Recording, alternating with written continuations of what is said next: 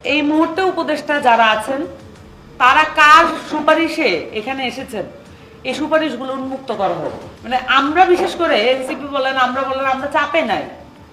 প্রধান উপদেষ্টা থেকে শুরু করে একজন উপদেষ্টার বডি ল্যাঙ্গুয়েজও আর এটা নাই যে কতজনের লাশের উপর দিয়ে, বডির উপর দিয়ে, দেহের উপর দিয়ে, চোখের উপর দিয়ে, হাতের উপর দিয়ে মগজের খুলি উড়ে গেছে, সেইটা আবার পড়ছে আরেকজন সহযোদ্ধার হাতে। এই দৃশ্যপটের উপর দিয়ে আসলে এই সরকারটা প্রতিষ্ঠিত হয়েছে। আমরা তাকে অ্যালাউ করছি কাজ করার জন্য। তো এই জিনিসটা কারো বডি ল্যাঙ্গুয়েজে নাই।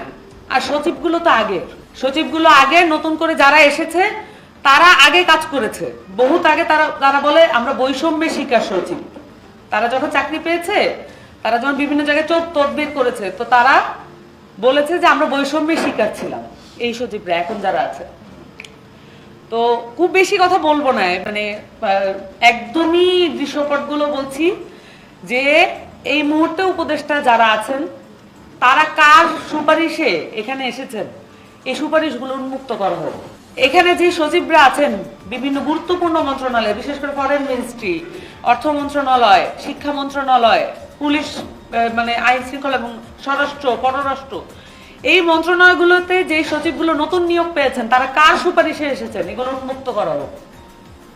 বাংলাদেশের রাজনীতিতে ওই যে বললাম যে সন্দেহ এবং আশঙ্কার রাজনীতি, এটাকে পরিবর্তন করার একটা চেষ্টা তো আমাদের দরকার। এবং এই চেষ্টাটা আপনি কিভাবে করবেন, যে যদি এখনো আমরা অনেক কথা বলতে না পারি। আমরা তো বলছি যে আমরা শিকদার ভাই হয়তো এখানে বসতেন না, আপনি আমি এখানে বসতাম না, হাবিবা আপার সাথে আজকে আমার দেখা হতো না, ঠিক আছে। এই হাদি ভাই এখনো রাজনীতি করতেন পারতেন কিনা এটা নিয়ে সন্দেহ। তো এই যে পরিস্থিতি, এটা তো আমরা পেয়েছি, কিন্তু তারপরও কি আমরা সবকিছু বলতে পারছি কিনা? আমরা এখনো অনেক কিছু বলতে পারছি না। এবং আমার কাছে খুব জোর মনে হয় যে এখনো যদি আমরা অনেক কিছু বলতে না পারি, এইটার ফল আমরা কিছুদিন পরে দেখব। কারণ শেখ হাসিনার সময়ে আমরা অনেক কিছু, শেখ হাসিনার প্রথম যে ফার্স্ট টেনিউর যেটা ছিল 5 বছর, ওই সময় অনেক সাবধানে, আমরা যেভাবে এখন সাবধানে কথা বলি না, এরকম সাবধানে অনেকে কথা বলেছে, অনেক বুদ্ধিজীবীরা। অনেক, মানে একটুখানি নাড়াড়া চালালে মনে হয় যেন শেখ হাসিনা নিজের গায়ে লাগবে, ওনাকে ভুল বুঝানো হচ্ছে, বিকল্প তো নাই।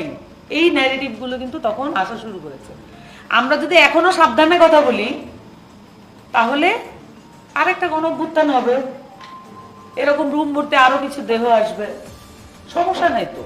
মানে আমরা বিশেষ করে এনসিপি বলেন আমরা চাপে নাই। আমরা চাপে নাই কেন? যদি এই দেশটার আমূল পরিবর্তন না হয়, তাহলে এই ধরনের গণঅভ্যুত্থান আপনারা আরো দেখবেন। যদি আমরা বেঁচে থাকি, তাহলে আমরা আবার দেখবো।